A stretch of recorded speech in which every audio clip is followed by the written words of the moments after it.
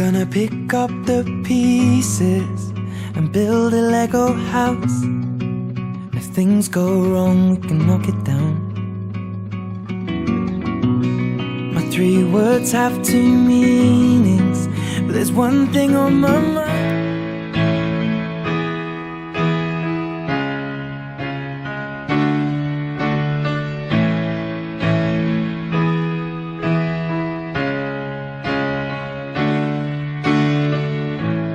Where in the world's forgotten? They're lost inside your memory. You're dragging on, your heart's been broken. As we all go down in history.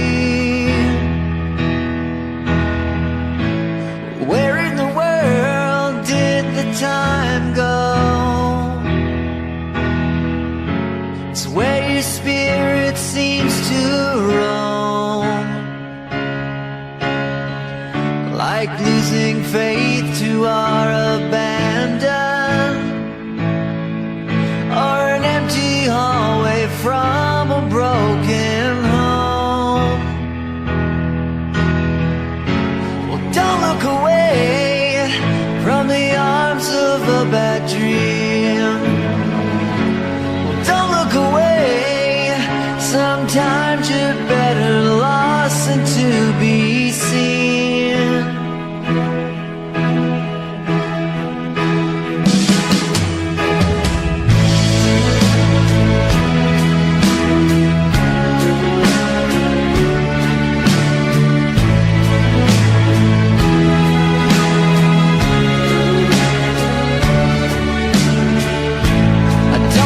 Strange, it's more like content.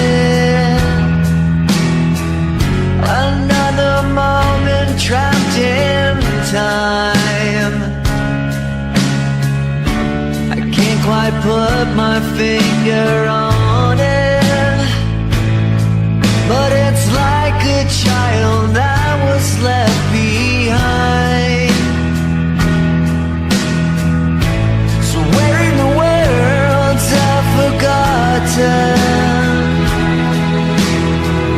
Like soldiers from a long lost war, we share the scars from our abandon, and what we remember becomes folklore. Well, don't look away from the arms of a bad dream. Don't look away, sometimes you're better lost than to be seen. Don't look away from the arms of a moment. Don't look away from the arms of tomorrow. Don't look away from the arms of the moment. Don't look away from the arms of love.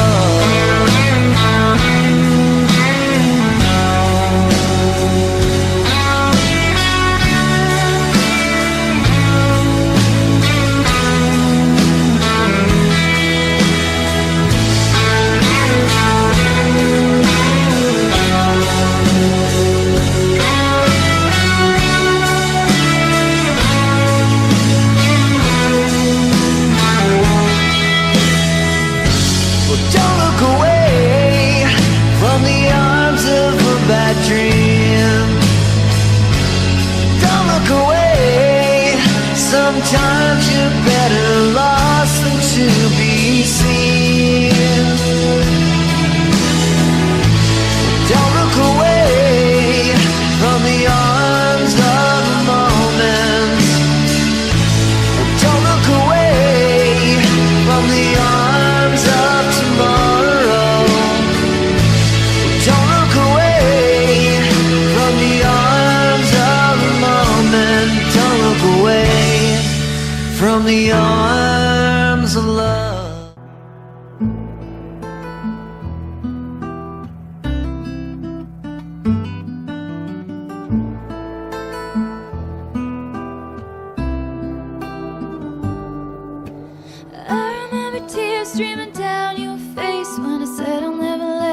ago, when all those shadows almost killed your light. I remember you said, don't leave me here alone, but all that's dead and gone and past tonight. Just close your eyes, the sun is going down, you'll be alright, no one can hurt you now, come morning light. Hey guys, welcome to today's Rumor Breaker. I'm today's host Hsiang-Hua, and I hope all of you enjoy the story of Awesome Bobby. I know that there are a lot of kids or teenagers in the state of Idaho or even just around the country are facing the same dilemma like Awesome Bobby. That's why today we are going to talk about safe zone and also talk about what is safe zone and why it's important to have safe zone in our schools, no matter it's junior high, high school or college.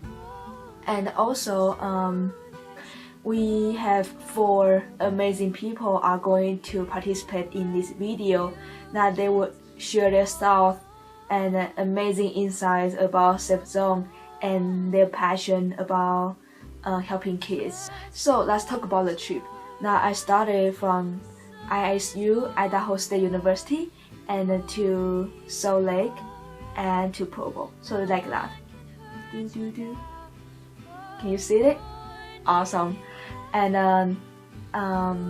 it was a 3 hours and 45 minutes drive from Idaho State University to Provo, and it was a long, amazing drive. In the beginning, just like this, I was having a good time, sing along, and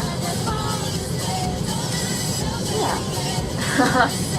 And then I get tired, just like that. But I still enjoy my trip. It was amazing, and I feel very touched by all of those amazing people I got to talk to, and the passion and love they have toward the children and teenagers and such. So like always, I hope you guys can just grab whatever food you have, like popcorn, and sit back and enjoy today's video. Thank you.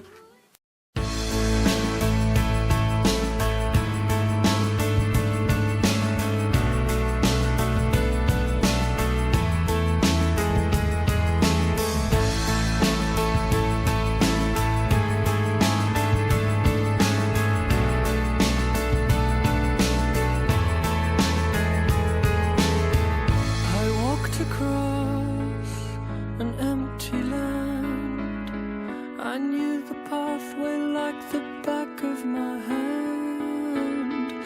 I felt the earth beneath my... Would you introduce yourself? Sure. My name is Dr. Katie Koustoris, and I am an assistant professor here at Idaho State University. I teach a variety of classes here in the Department of Counseling, and I'm here to talk a little bit about Safe Zone training. I'm currently on the steering committee to bring Safe Zone back to Idaho State University. I participated in this training when I was a doc student at Ohio University, and so that's a little bit about who I am and why I'm here today.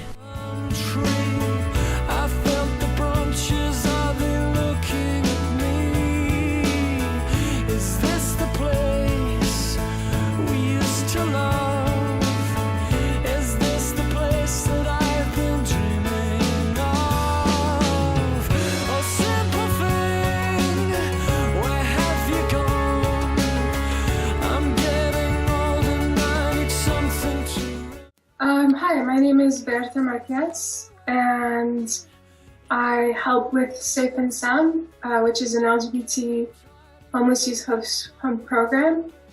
I self-identify as bi, if that's relevant. I'm also on the steering committee for Mormons Building Bridges, and blog for a couple of LDS LGBT blogs.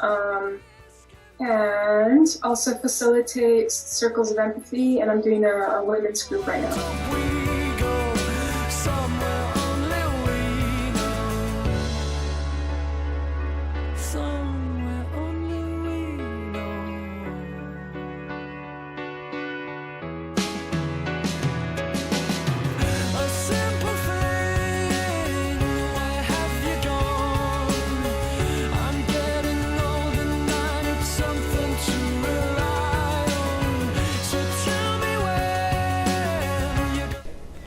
All right, so my name is Adam White.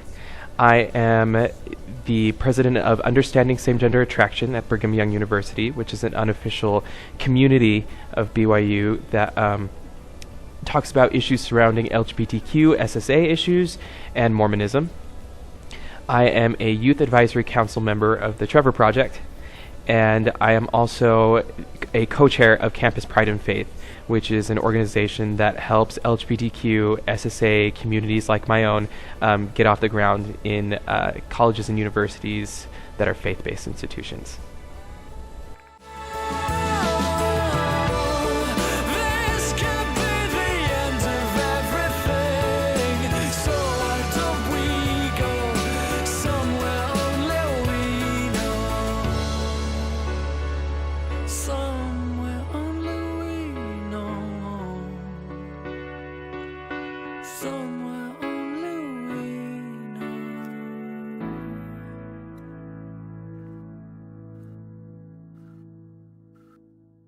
Hello, I'm Kirsten, and I am a first-year doctoral student at Idaho State University.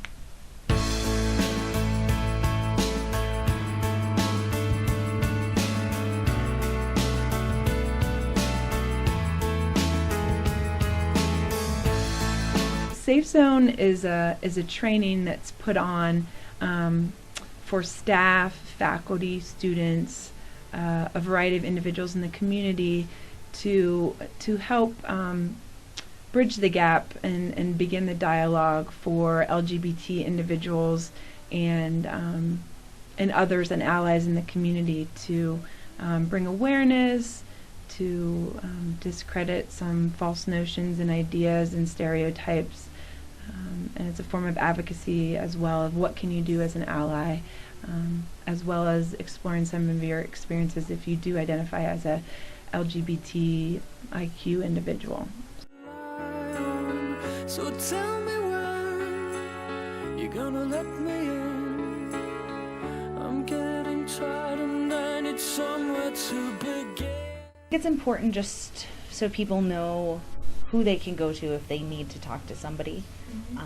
I think sometimes it's hard to know if somebody is going to be safe for them, if it's going to be somebody who will accept them and support them, or if it's going to be somebody who will condemn them or try to convert them. And so by having people part of Safe Zone, I think it can create a better environment, a community that supports each other. So why at school? Well, that's where I spend all my time, and that's how it is for most college students. They spend a lot of time here. Plus, a lot of the undergraduate students live here, and so it's important that they know, and that I know, and that we all know that there is safety here, that we're not alone, and that there's people who support us. I think, unfortunately, we live in a society where people aren't all accepting of non-straight youth, and so it's scary to come out. It's scary to come out to family members, and especially in this community where it's so religious, there's families who will disown their children or who will ask them to not act on their same-sex attraction. And so that can be really conflicting and unsafe for those children. And so the fact that they would be able to go to school and have that be a safe place, even though the rest of their world might not be safe, is important. Safe Zone at school? Yeah, I would say that would be, it's important to provide this training and also resources in a place to have these discussions and dialogues and to let students and individuals and families know that we are supportive and inclusive of a variety of people depending on their gender identity or sexual orientation. And so it's really important that we send a message and also provide this training for individuals. So what do you think about the high schools and junior high schools here? Well, and I think that, the hope is that you start these programs at the university and you invite, and I mean, we have students like yourselves that are in school counseling and also other students that will be in the community to help, start these programs and be a part of them, but then also to have the trickle-down effect to our students in our schools. And as we know, the impacts of the mental health implications of LGBT individuals and adolescents, and so we want to be able to provide safe places and supports and resources for our youth in our community. So we would hope to continue to build on this and to provide places for individuals in our schools. LGBT student population is fairly vulnerable, particularly the young population, because in junior high and high school, it's a what's the best way to put it? It's a very insular environment where that can facilitate bullying, and so having a place where a student can go and be among peers that are supportive and kind, and among faculty and staff that is going to provide them with kindness, I think is very important for those reasons. Hello darkness, my old friend, I've come to talk with you again.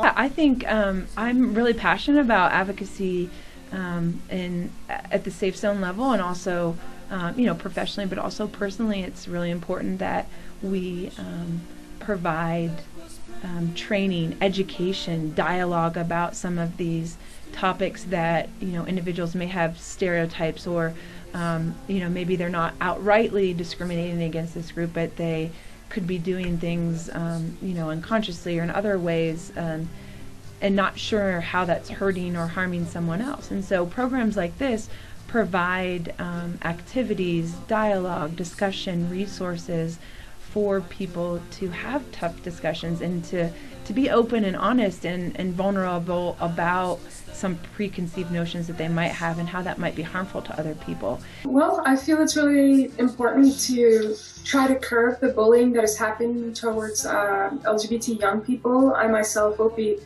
launching an anti-bullying initiative in the Utah County school system next fall, because it already, just being an LGBT young person means that you will be susceptible generally if you're subjected to rejecting behaviors from the parents' community, to say nothing of peers, to suicide ideation, depression, and so on. And we see that happening. We see big stories in the media, but there are many that don't get on the media as well. And so minimizing the places where a child will be subject to rejecting behaviors is fairly important. I think it is so important to be advocating for safe places for LGBTQ students, because, and this is what I believe, and I'll approach this, all of what I'm saying right now is coming from a very personal place. I'm not speaking for my organization, USJ, and I'm not speaking for the Trevor Project here. On a very spiritual level, I believe that Heavenly Father would rather have his children be alive, be healthy, be happy and well, and be able to be empowered to make the choices that they want to make, and not be put in a place by other people around them where they feel like the only choice is to kill themselves. LGBTQ teen youth suicide is ridiculously high in Utah, and it's ridiculously high in very conservative places in our culture. It's a huge problem. So whether or not a safe zone sticker will rankle some feathers and make some of our community upset that we are putting a sticker out there that says this is an LGBTQ friendly zone, frankly, that to me is very selfish.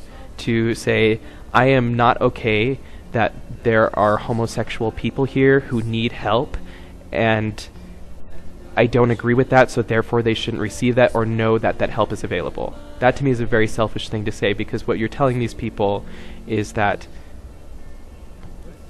they're not worthy of help, and then that puts people in a place where suicide becomes an option. And there are people in our community, in the Mormon community and in conservative communities at large, where the silence around this issue will cause people to back into a place where they will believe that suicide is the only option for them.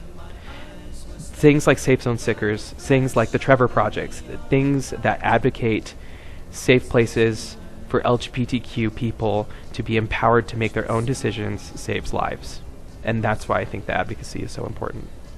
I think it's great. I think people's arguments against it would be that it promotes this lifestyle, and that it's going to try and make children be gay.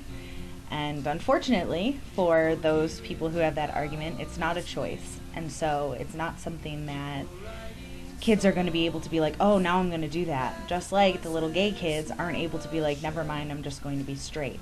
And so I think it's really important that there is safety and that people have places to go.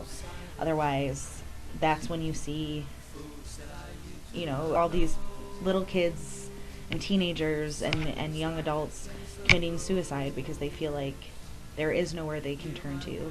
And if they have somewhere where they can turn and it's a place that asks them to be anything different than who they are, then it worries me. And so this makes me feel a little bit better that kids might not get to the point where they feel like they don't want to be alive anymore simply because they want or they are attracted to people who are the same gender.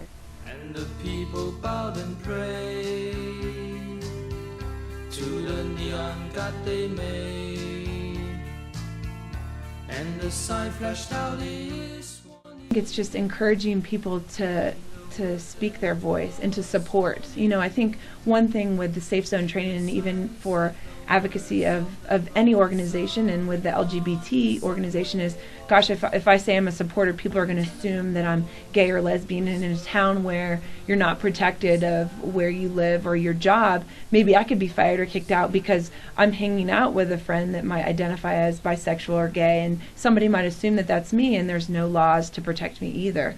So I think that's a concern for people in this community.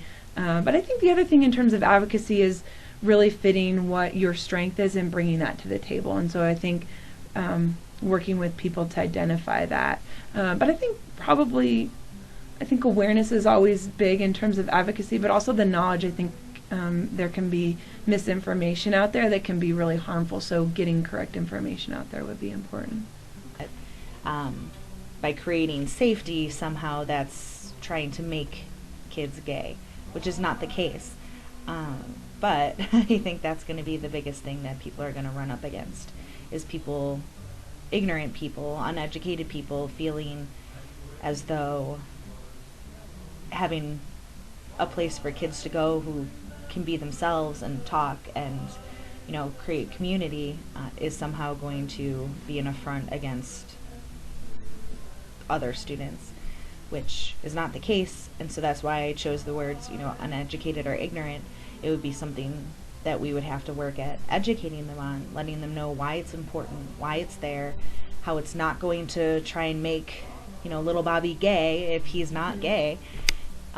If anything, it's going to make little Bobby a more tolerant, accepting man when he grows up. And I think that would be just as important.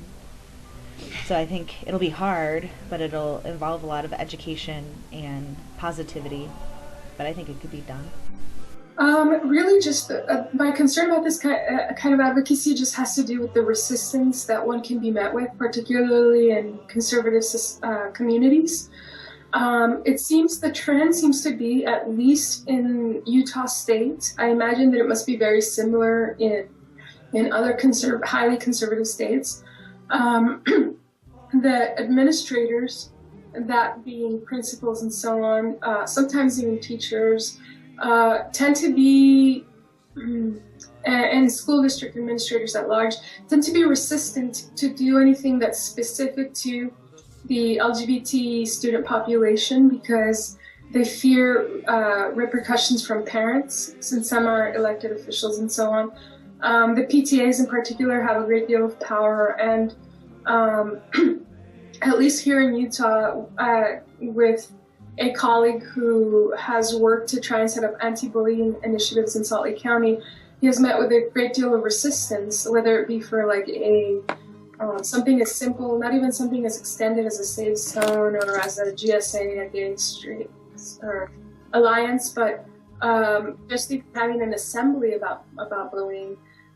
So that's my only concern really, is just having to work with conservative parents and administrators to help them to see the humanity of these LGBT young people and to see the efficacy and importance of loving and protecting them, in essence. Even just simply protecting them, not even having to be fully affirming and so. Afraid that we as a community can be too afraid to approach LGBTQ advocacy. A lot of people think that LGBTQ advocacy is strictly about marriage equality, that that this is kind of the only concern the LGBTQ community has right now, is to make sure marriage happens in our states and in the nation.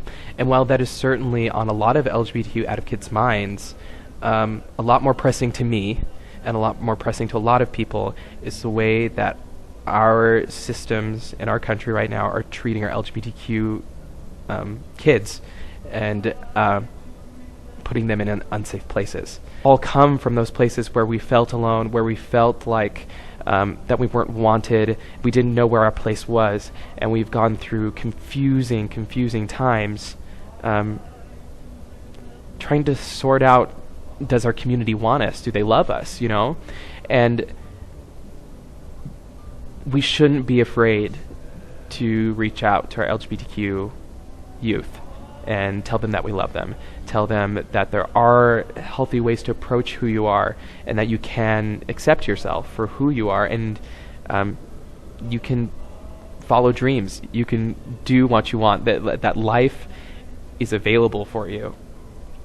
And I think that is our biggest problem with LGBTQ advocacy right now, is that when we bring forth a piece of LGBTQ advocacy, when we say, here is Safe Zone, will you put up the sticker in your counselor's office, or will you, or is this something that our school would be interested in? And they go, well, LGBTQ, that must mean marriage equality, and oh, we have a religion in our community that doesn't support marriage equality, oh, we're going to cause problems.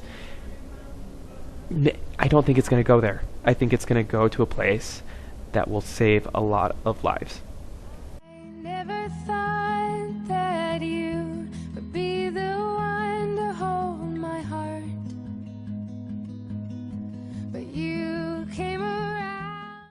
Things that we're learning is that, and I say we, one of the things that I encounter being a part of the organization here at Brigham Young University is the best way to reach out to a community is to provide service. And not exactly, and maybe not even LGBTQ related service, but human to human interaction, no matter what that might be, a helping hand, no matter where it is. That way we're putting a human face onto the LGBTQ community, and we're saying, hey, our identity is all of this. I claim LGBTQ as a part of me, but I am a human being, and I have gifts, and I have potential, and I'm going to use them to help you. And I think that is one way that LGBTQ advocacy finds its way into the hearts of people that may have never heard of it or misunderstood it,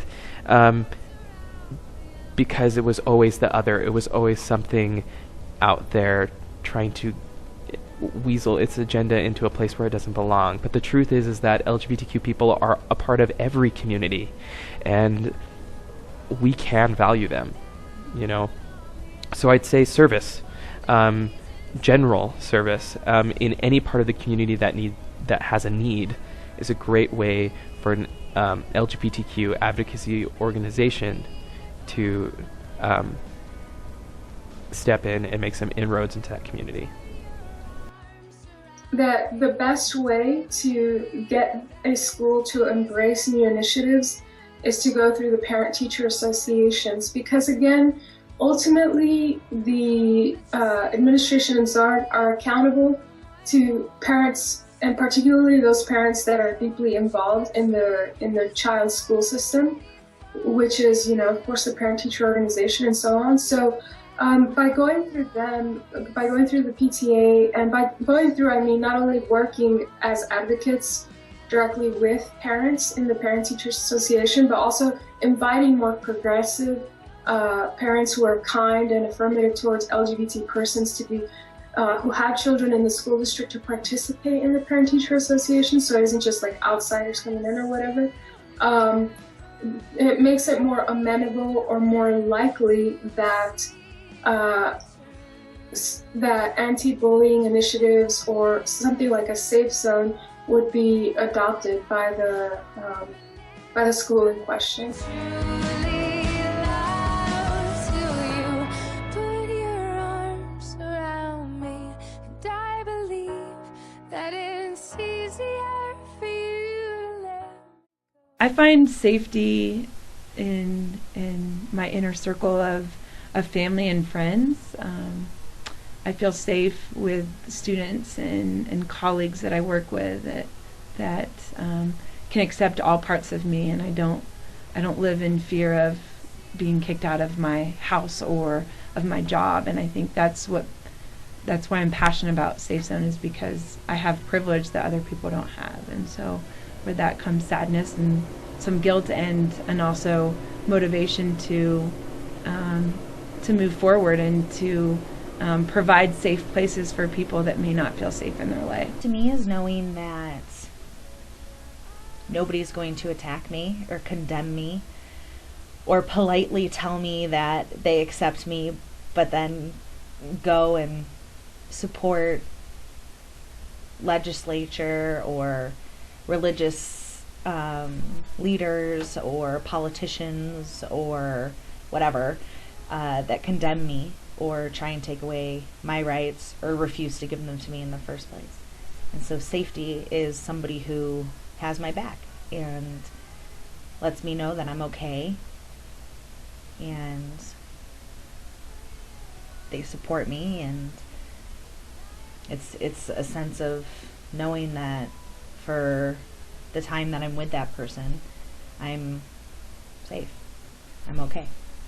For me personally, I would say probably all of those things. I mean, as an adult, I have become less and less concerned about what people think, I suppose. But I don't think we ever stop being susceptible to external influences and to the thoughts, propensities of others. So still, I mean, being affirmed and being loved and validated is an important thing, I think, even as an adult. And of course, the very, very basic things like not being subject to, more than anything, I would say, assault of any kind. Safe to me is when I can walk into my counselor's office, or I can walk into a classroom, or I can walk into any place in my community and know that I, as a gay man, will be respected here, that I will not be physically, emotionally, or mentally harmed in this space, and that people here will respect my identity and at least reach out, even if maybe they don't agree on a religious level, but they can reach out and try to understand. Safe to me requires an amount of knowledge, amount of experience, and amount of understanding. And so to create safe places, we have to reach out to those things that are unknown to us and begin to figure it out, begin to ask the questions.